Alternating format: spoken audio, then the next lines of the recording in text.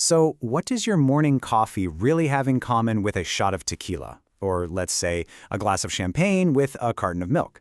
You might think absolutely nothing, but here's the thing. Every single thing we drink is actually part of one big interconnected family tree. And today, we're going to map it out together. I mean, really think about that for a second. One is something you kind of sip with dinner, the other, well, not so much. They feel like they're from totally different worlds, but they are surprisingly close relatives. The how is the big question we're going to answer today. And this isn't just some vague idea. It's a really clear, logical structure. And I promise, once you see this family tree, you are never going to look at a menu or a supermarket aisle the same way again. This is our map for the journey. Okay, so every single beverage starts at the exact same place, the trunk of our tree, and right away it splits into two massive branches. This first divide is, without a doubt, the most important one. It really sets the stage for everything that follows.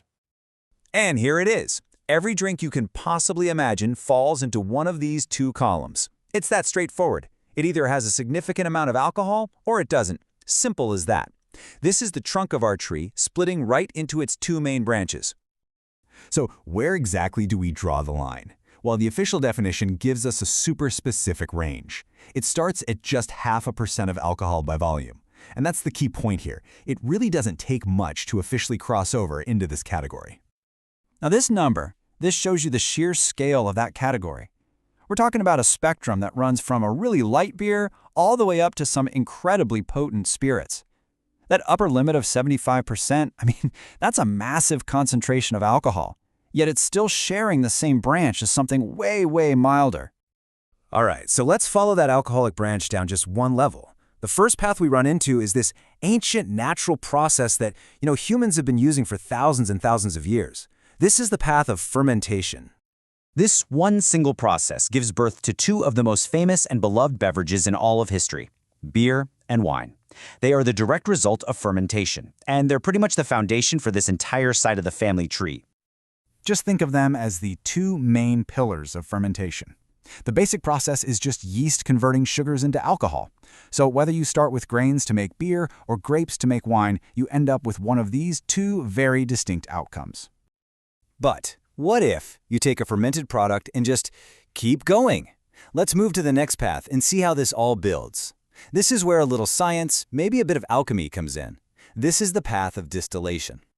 Essentially, distillation is just the process of separating and concentrating the alcohol from a liquid that's already been fermented. You heat it up, you capture the vapor, and then you cool it back down into a much, much more potent liquid. And this single process is responsible for creating three distinct subcategories: spirits, liqueurs, and bitters. This right here is the key takeaway. It's seriously the simplest way to remember the difference. Fermentation makes the alcohol, distillation concentrates it. So from fermentation, you get wine. From distillation, you get spirits. It's just a really elegant summary of a whole world of difference. And just look at the incredible diversity that comes from this one process. The entire family of spirits. You've got whiskey, vodka, gin, rum, brandy, and tequila. And that brings us right back to our original question. A glass of wine is a fermented product. Tequila is a distilled product. They're cousins, you see, separated by one crucial step. And finally, on this side of the tree, we have cocktails. Now, this is where human creativity really takes over, right?